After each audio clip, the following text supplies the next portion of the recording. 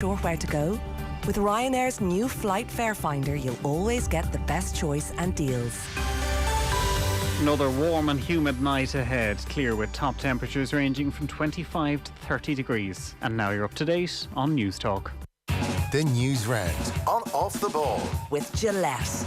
Put your best face forward with our new and improved razors. This is News Talk. Now you're welcome along. So great show lined up for you this evening. Formula One fans and indeed Drive to Survive fans who just watch the sport a year after the fact. We are talking Hamilton Verstappen and their rivalry, which is starting to ratchet up, I think we can safely say.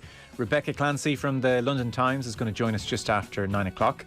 On the rugby front, we have a feature interview coming your way with John Robbie, the British and Irish Lion and the Irish International, of course, who has made his life in South Africa, and will pay tribute as well to Brendan O'Duffy with his club manager Paddy Kelly and with the Monaghan senior manager Seamus McIntyre. That's coming up around 7:30. 53106 is the text number.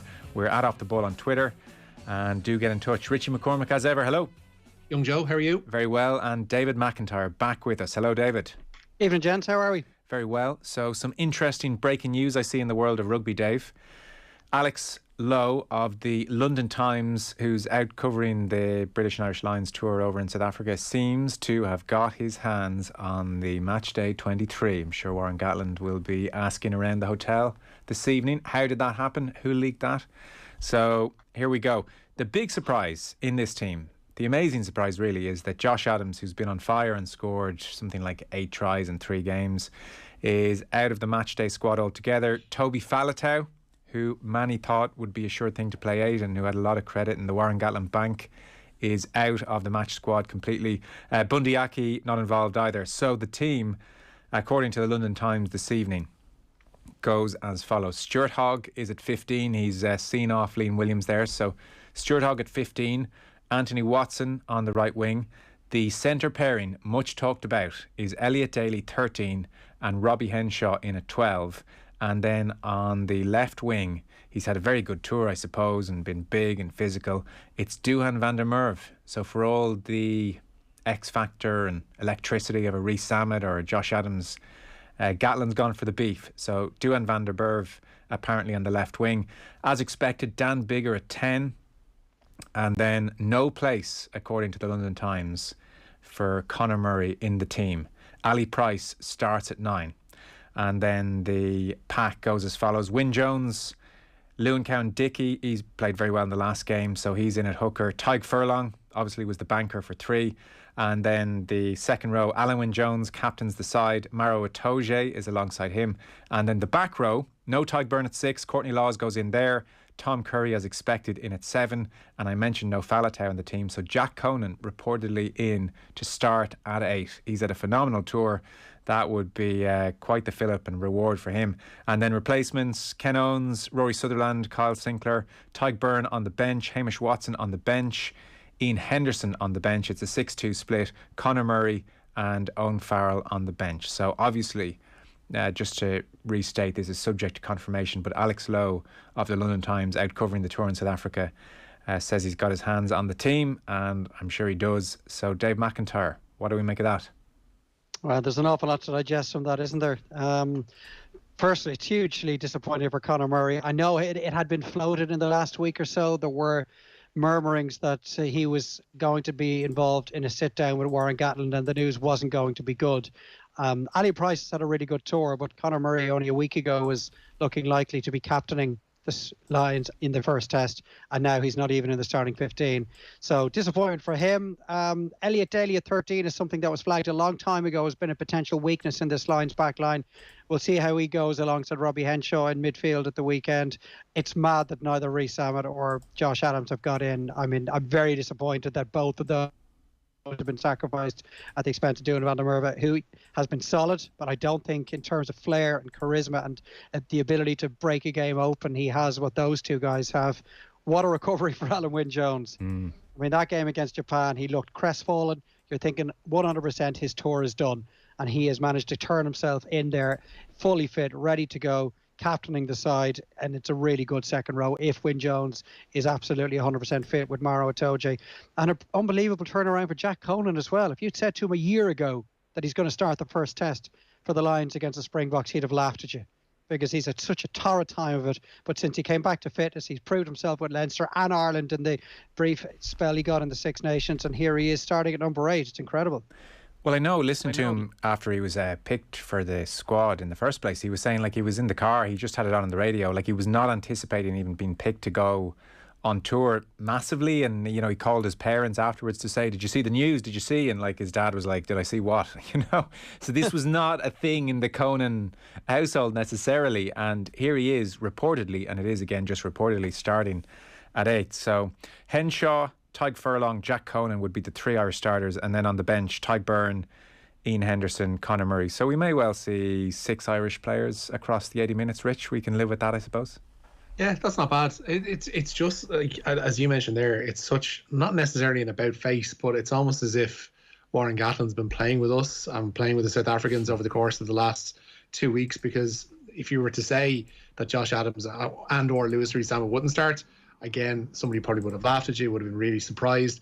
I think given how he talked up Bundee Aki and given how much he's used Bundee Aki over the course of the last 3-4 weeks, I would have expected him to play some part on Saturday. I'm not going to lie. I mean, it wouldn't have necessarily been everybody's first choice in the centre, but I thought that Gatland very much saw something in Aki that could break down that South African side and would see him at least play some part in Cape Town on Saturday. That has turned out not to be the case.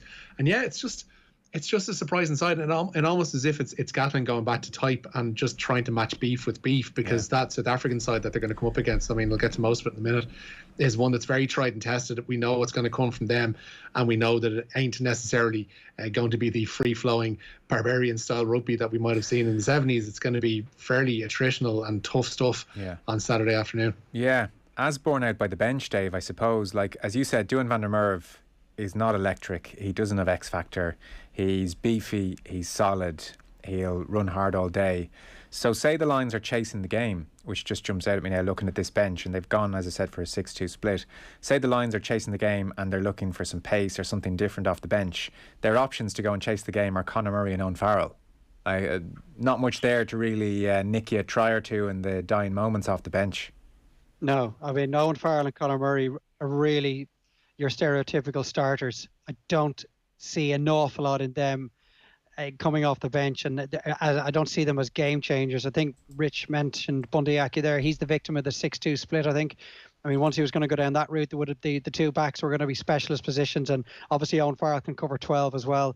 Stuart Hogg can cover 10 if absolutely necessary. He's got Elliot Daly in the back line that can cover 15, 14 and 11. So he's well covered in terms of injuries, but he's not really well covered if he has to go and chase this game. But I'm not sure that's even in his mind.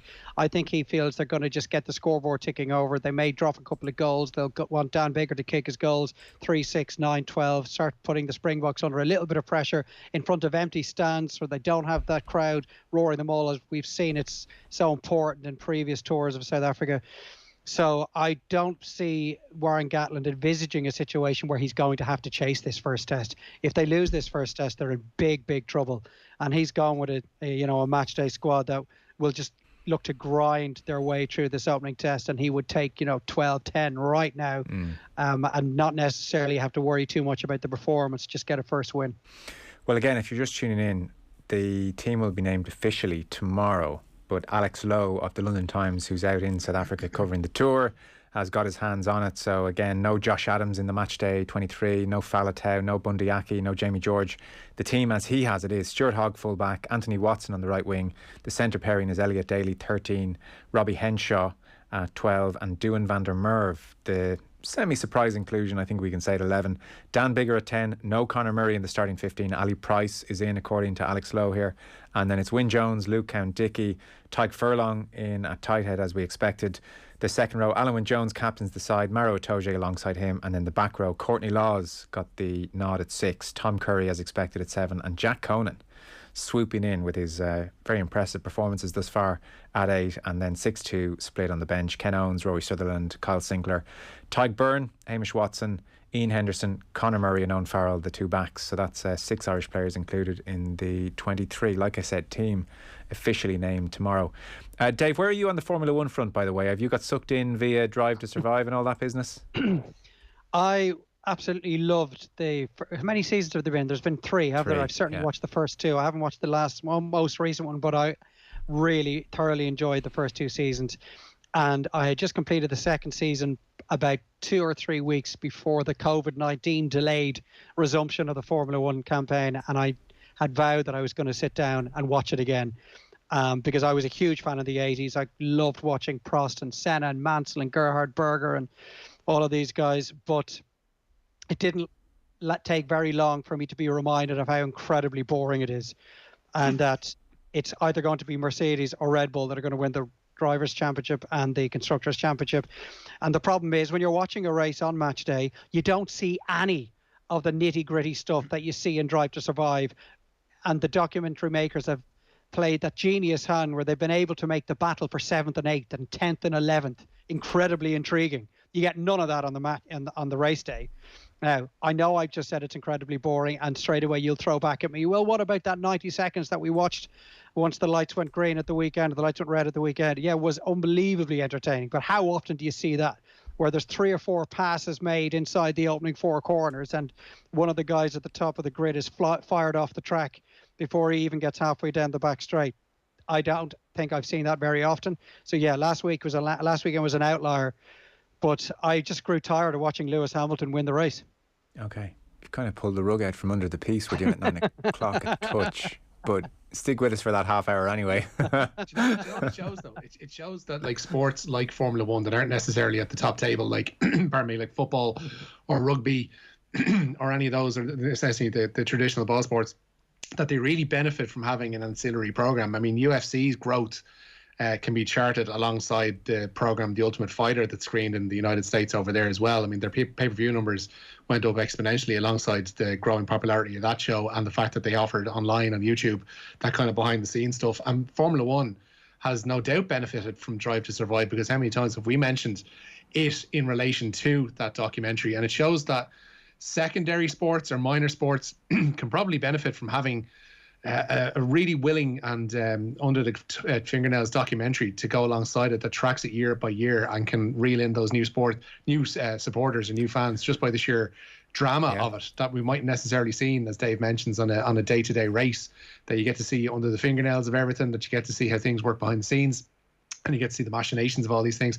It definitely helps. And in this quote-unquote new media landscape that we find ourselves in, and everything's kind of jostling for elbow room, there are sports like Formula 1, like something like cricket jumps to mind, where that could definitely benefit from something like that, whereby it would definitely help the viewership numbers and definitely with the engagement of people and new fans. So on Sunday just gone, if you didn't see this, and you should check it out on Twitter, and the commentary, by the way, itself is even phenomenal. David Croft and Martin Brundle, it's like a tour de force of commentary. So Verstappen out of the race, 190 mile per hour clash with Lewis Hamilton, and Hamilton goes on to win the race, and suddenly this 33-point lead that Verstappen has is cut to 8. We're going to tease all this out with Rebecca Clancy later on.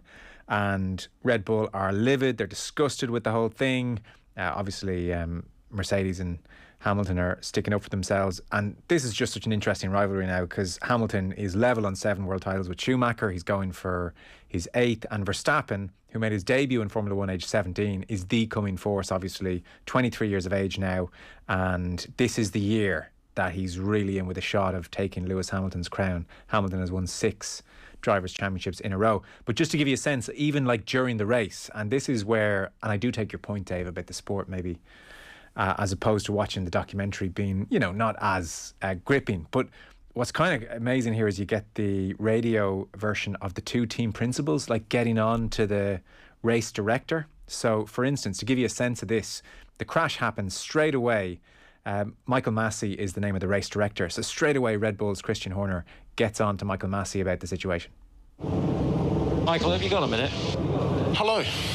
Yeah, Michael, look, that corner, he was never anywhere near alongside. Every driver that's driven at this circuit knows you do not stick a wheel up the inside of Copse.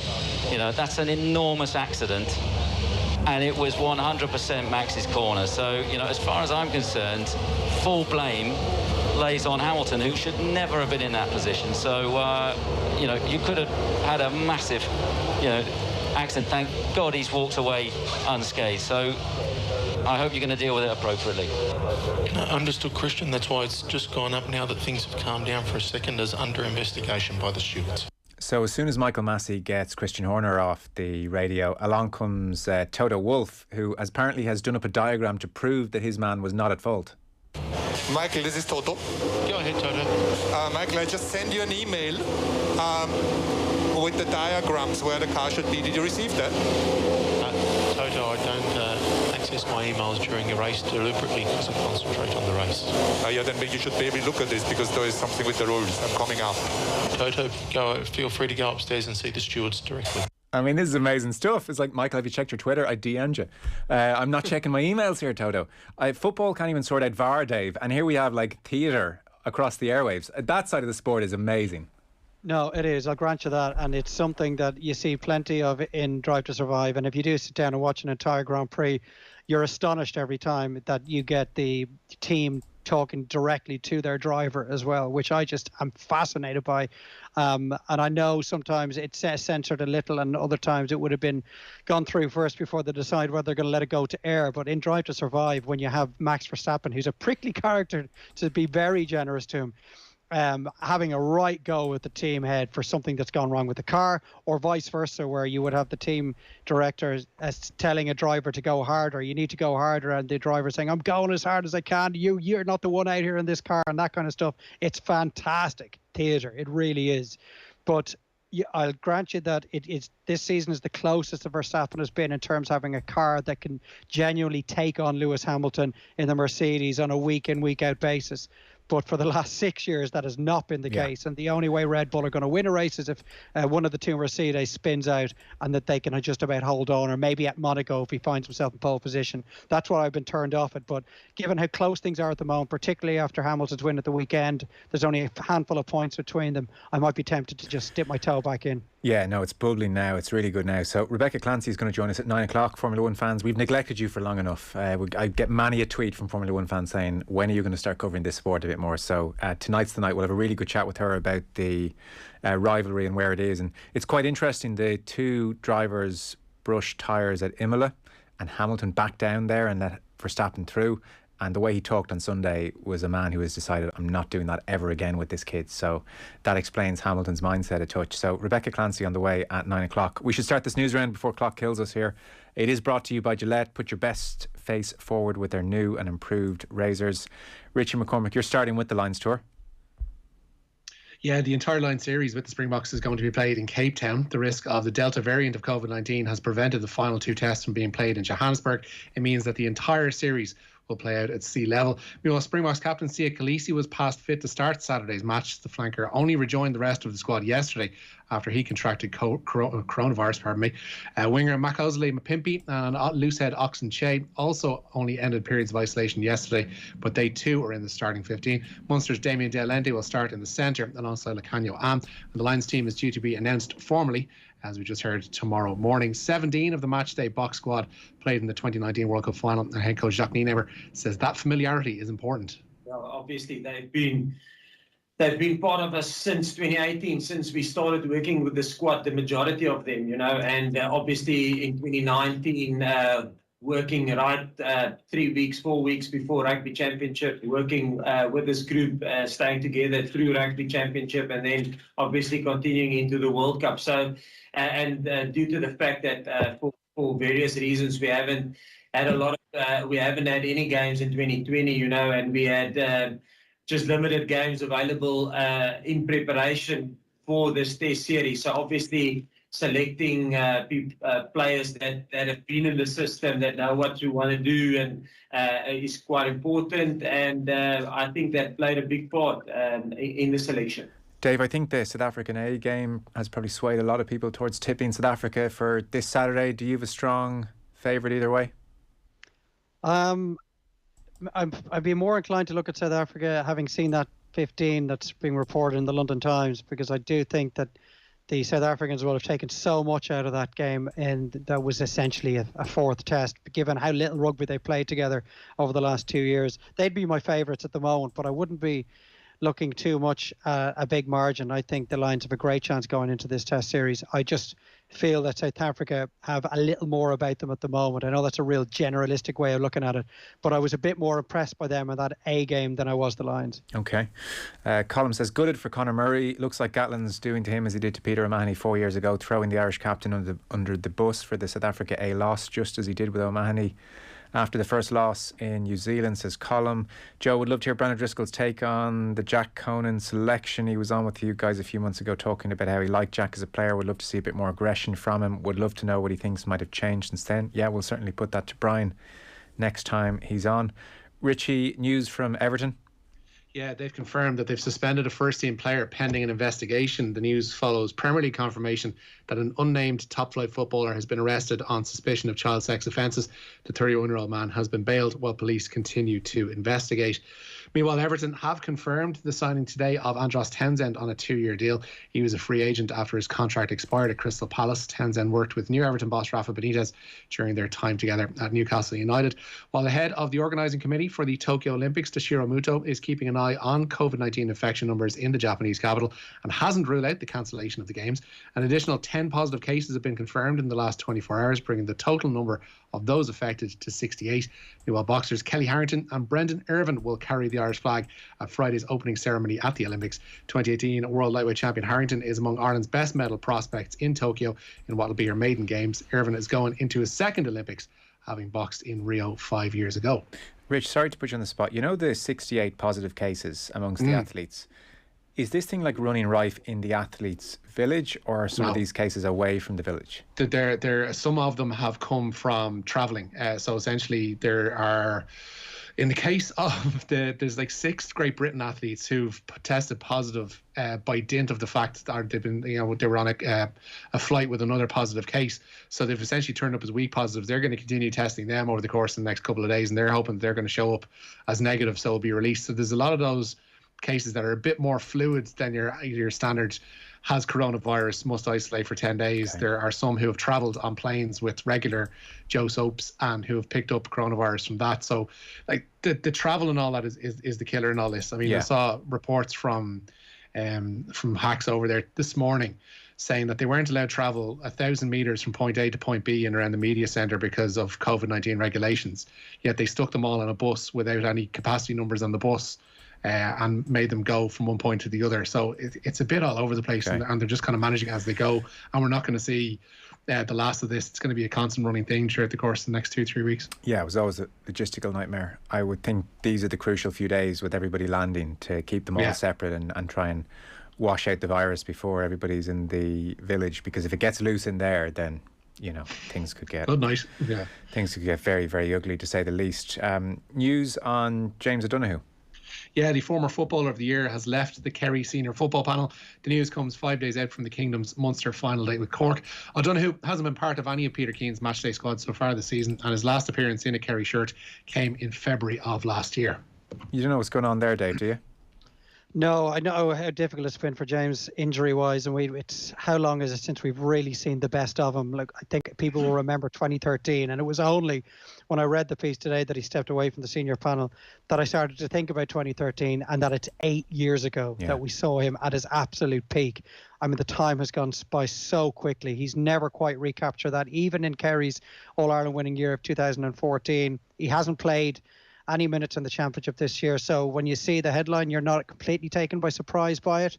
Kerry are going a certain way at the moment. They've a lot of very young guys in the team, and I just wonder how the injuries and a little loss of form and the amount of options that Peter Keane has available to him now just caught up with James O'Donoghue. It's a real pity, because on his day he is as good a forward as there's been in the last 25 years to watch. GA then, Rich? Yeah, plenty of it tonight as well. Cork including 7 members of the recent All-Ireland Under-20 hurling title-winning side for tonight's Munster semi-final against Tipperary.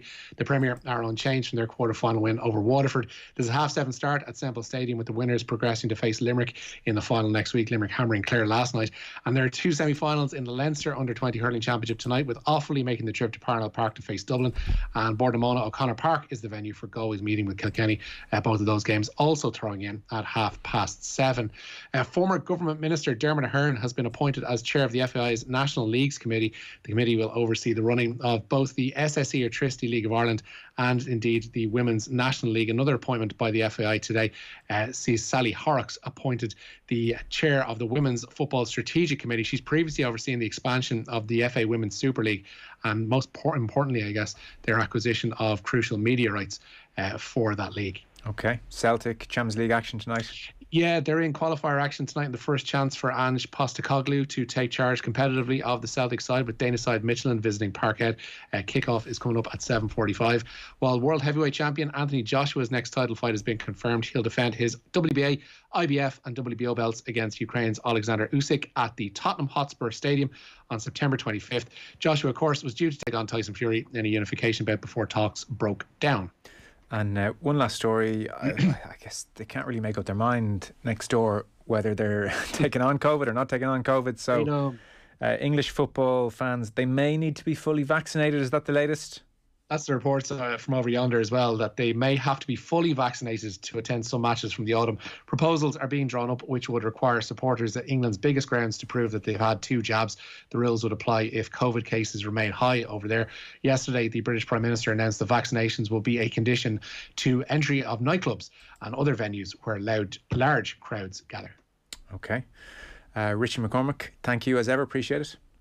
Nice one. Cheers. And Dave McIntyre making a guest appearance by popular demand on Golf Weekly this Thursday. I will talk to you on Thursday. I know there's a few home truths you want to deliver to Rory McIlroy.